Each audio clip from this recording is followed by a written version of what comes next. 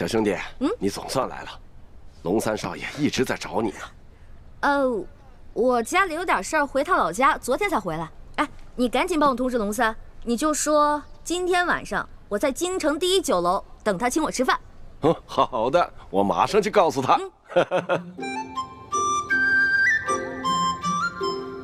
老大，你这一走就是2月，也不通知小弟一声，害得小弟是日日替你担心啊。我走的时候本来想跟你说来着，但是我哥哥把我拦住了，说要赶路，就没有这个机会了。是家里出了什么事吗？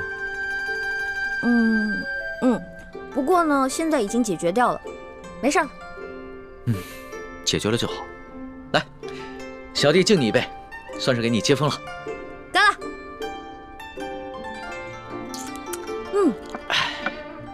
哎，对了，龙小弟，你下次如果再有急事儿的话，你就派人去东14胡同的慈航药铺找我大哥。我大哥叫李建清，郎中。好，坐堂问诊的。我记下了。哎，皇上有没有查到那个勾结鳌拜的内奸啊？暂时没有。宫中太监有几千，能接近皇上的又有几百，大肆追查的话，只怕会引起鳌拜的注意，所以皇上也只能暂时隐忍了。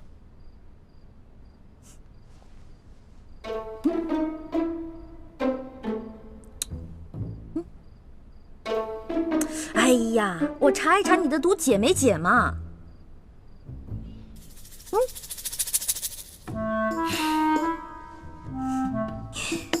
来，让本大先给你测一测。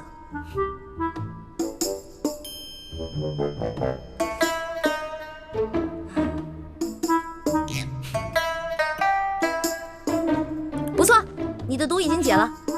皇上的呢？当然也解了。皇上龙颜大悦，说呀要重重的赏赐你呢。真的假的？龙小弟，我发财了！我发财了！龙小弟，我发财了！你知道吗？这次回去啊，我给我的兄弟姐妹们带了好多东西，他们看到以后可开心了。我看到他们开心，我就特别开心。看着老大的笑脸，小弟的心里也是很开心啊。不过，这皇上毒解了，鳌拜会不会起疑心啊？他会不会想着别的法子再害皇上啊？你小声点吧，皇上哪有那么傻呀？当然是继续假装中毒，掩人耳目了。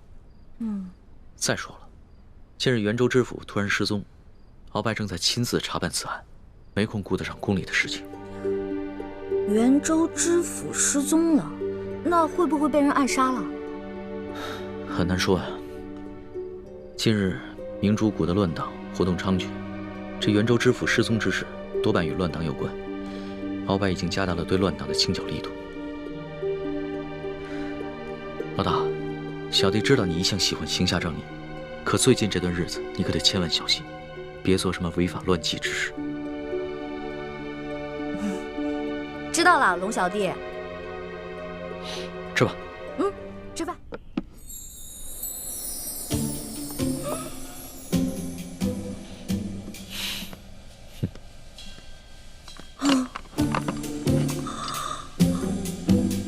龙小弟，这些都是真的吗？当然是真的了。怎么，大哥，你是信不过小弟吗？怕小弟把皇上给你的赏赐动手脚？不是，我只是太兴奋了，我从来都没有见过这么多的金元宝，这太幸福了。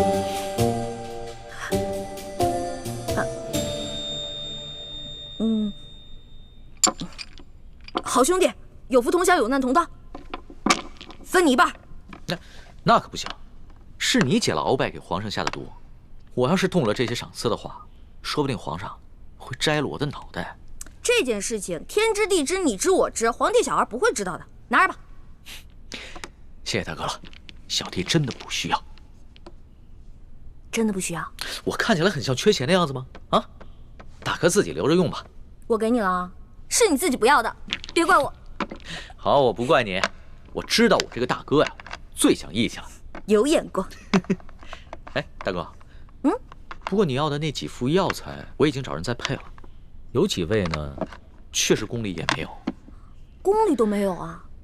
不瞒大哥说啊，这宫里边啊，也不像你们想的那样，什么都有。就拿药材来说吧，珍稀的药材、不常用的药材，这也不是随时都有的。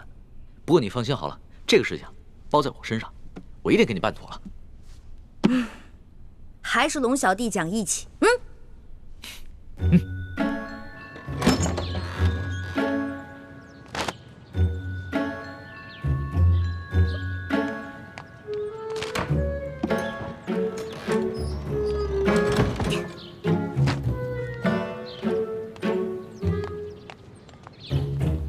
站住！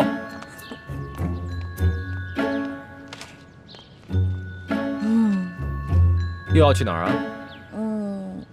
我存粮没了，打算出去买点好吃的。就知道吃。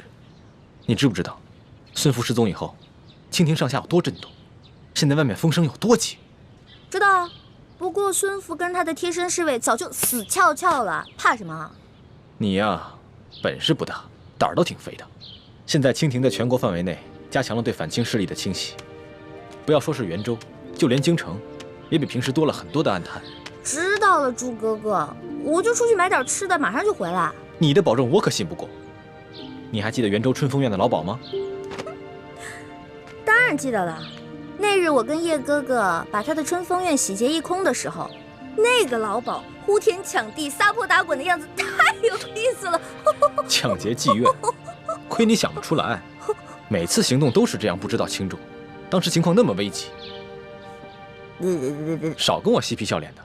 听说那个老鸨进京找鳌拜告状来了，你要是碰上了，你以为啊，就凭你这个不入流的易容术啊，能逃得过他那双老眼吗？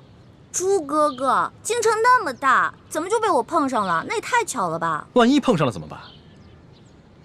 万一碰上了，那我就脚底抹油溜呗。反正在咱们几个当中，我的轻功是最高明的。你要是不信的话，来追我呀！回来！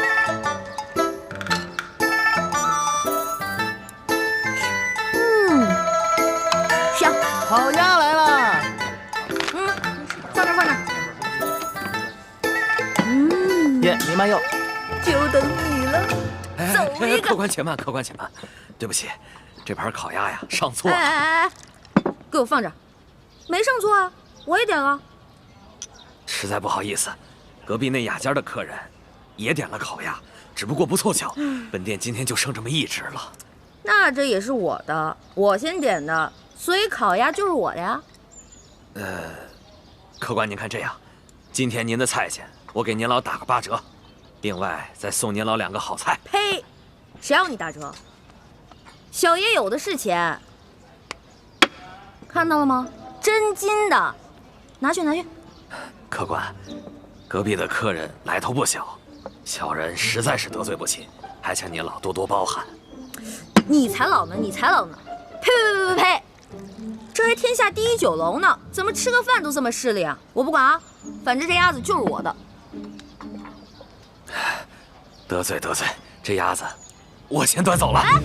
给我！松手！是谁抢了被中堂大人点的鸭子啊？拿走拿走吧，我好像没那么喜欢吃鸭子，拿走吧。这只鸭子都被你吃过了，我们还能要吗？天哪，我今天出门为什么不看一下黄历呀？